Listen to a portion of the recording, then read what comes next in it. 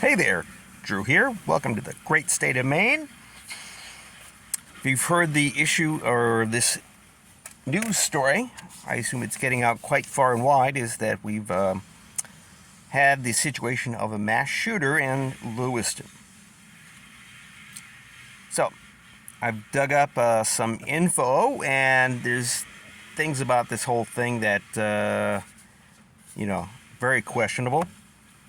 Especially the conflicting stories between the state law authorities and what the Army says. So, check it out. Here's some of the basic facts. His name was Robert Card, 40 years old, lived in Lewiston, Maine, which is a very small town in the south end of the state. His family are farmers, and they're kind of like typical conservative, Second Amendment.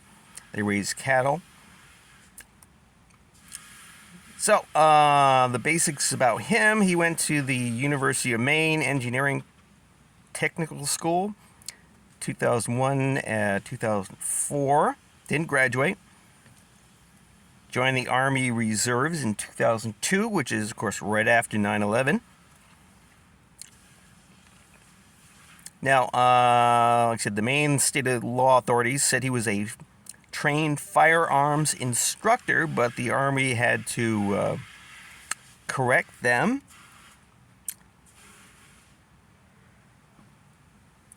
And just say, no, he's just a fuel... Not a fuel tech. Oh, yeah, petroleum specialist. Okay. Yeah, so he's been a petroleum specialist. Deploys or drills at the Saco Army Reserve Base.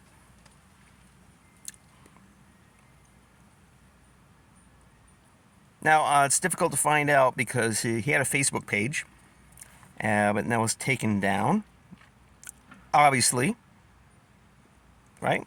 Now, according to people have posted screenshots, and the posts are mostly him doing fishing and hunting, right?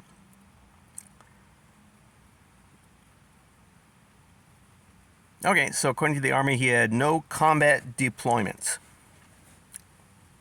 And he just has kind of like the kind of medals you get just for being alive. So he's been deploying with the U.S. Army Reserve 3rd Battalion. So this summer, he was drilling at Camp Smith in Cortland, New York. Mental issues popped up. He was given over to the New York police. They put him in the Keller Army Community Hospital Psych Ward at the U.S. Military Academy. And apparently he was given high-powered hearing aids.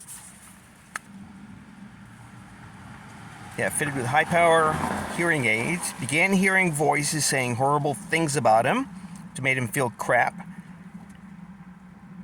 And recommending the shooting up of the Saco National Guard Armory. So, yep, so that's what he's been going through up until, like I said, the shooting in Lewiston. And, of course, he's on the lam, and they can't find him. So, based on these kind of, like, facts, it brings up two things. First, the nature of the FBI, because they have a long history of grooming terrorists, or basically terrorists, essentially, to carry out terrorist operations. Yeah, the FBI has been caught a lot of time. Like they give people bombs, they give them instructions about how to, destroy things. That's what the FBI does. All right, they give themselves a reason for existing by hiring people to basically commit terrorism so they can catch them and make themselves look like heroes. And for anybody who knows, right, they've got a history of assassinating people like Martin Luther King. So, and two, it brings up the MK Ultra programs of the 60s and the 50s, right? When they were injecting people with LSD in order to drive them crazy. The idea of these programs are how do you brainwash people, right? Because I read this book. It was by a guy who was writing about North Korea and the brainwashing the North Koreans were doing to POWs. So out of that came a whole program of the U.S. intelligence agencies to study how to do that.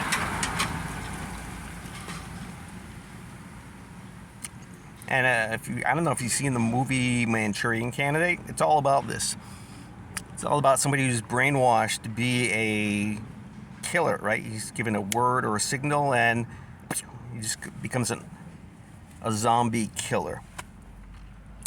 So yeah, spends some time in a psych ward for a couple of weeks. Like he's got these hearing aids where, like I said, starts hearing voices, right? So, yeah. But that's all I get so far. It's not much, but like I said, there's just things about this that don't make sense. Questionable. No? So, that's it. This is Drew here in Bangor. See you later, and I'll come up with more. Bye-bye.